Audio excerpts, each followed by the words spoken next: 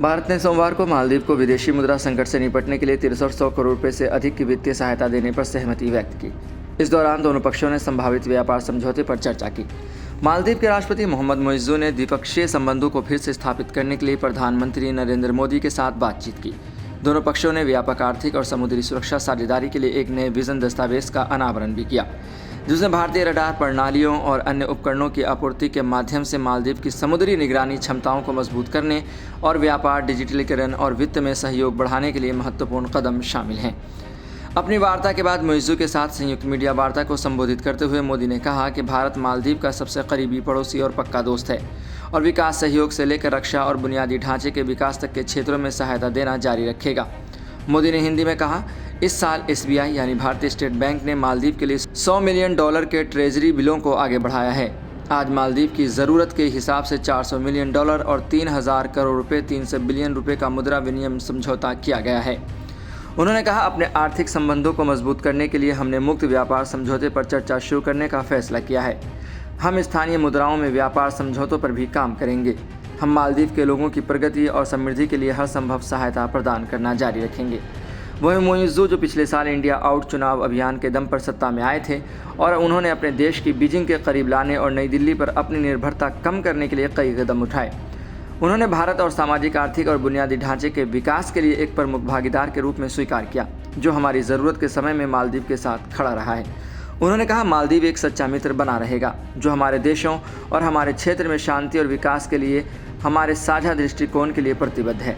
वहीं मोइज़्ज़ू ने कहा कि मुद्रा विनिमय व्यवस्था है, हम अभी जिस विदेशी मुद्रा समस्या का सामना कर रहे हैं उसे दूर करने में सहायक होगी। उन्होंने विस्तृत जानकारी दिए बिना कहा कि मालदीव की आर्थिक मजबूती और स्थिरता को मजबूत करने वाले आगे के उपायों पर काम करने के लिए एक साझा प्रतिबद्धता भी थी। विदेश सचिव विक्रम मिस्त्री ने एक मीडिया ब्रीफिंग में बताया कि मालदीव पक्ष ने वित्तीय सहायता के संबंध में कई अन्य बिंदु और अनुरोध रखे, जिनकी नई दिल्ली द्वारा जांच की जाएगी।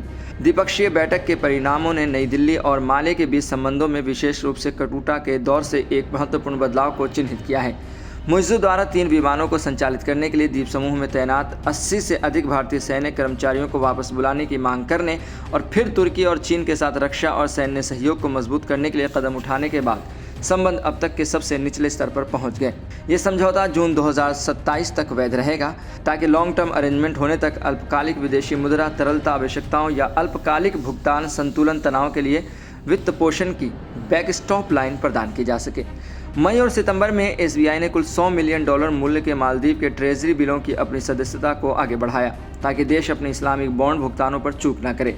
अपनी वार्ता के बाद मोइज़्ज़ू ने संयुक्त रूप से मालदीव में पर्यटन और आर्थिक सहयोग को बढ़ावा देने के लिए भारत के रुपे कार्ड को लॉन्च किया और हनी माधु अंतर्राष्ट्रीय हवाई अड्डे के नए रनवे का उद्घाटन किया, जिसे $132 मिलियन की भारतीय ऋण सहायता से बनाया गया था। भारतीय पक्ष ने आवास की कमी को दूर करने के लिए भारतीय सहायता से विकसित की जा रही 4000 आवास इकाइयों में से 700 को भी सौंप दिया। मोदी ने मीडिया से बातचीत के दौरान कहा कि भारत ने हमेशा ही मालदीव के साथ दिया है और आगे भी देगा। मालदीव के लोगों के लिए आवश्यक वस्तुओं की बात है। प्राकृतिक आपदाओं के दौरान पीने का पानी भी उपलब्ध कराना होगा। कोविड महामारी के दौरान टीके पहुंचाना हो, भारत ने पड़ोसी के रूप में अपनी जिम्मेदारियों को लगातार निभाया है। उन्होंने कहा कि हमने अड्डू में एक नया भारतीय वाणिज्य दूतावास और बेंगलुरु में एक नया मालदीव वाणिज्य दूतावास खोलने पर चर्चा की है। ये सभी पहल हमारे लोगों के बीच संबंधों को मजबूत करेगी।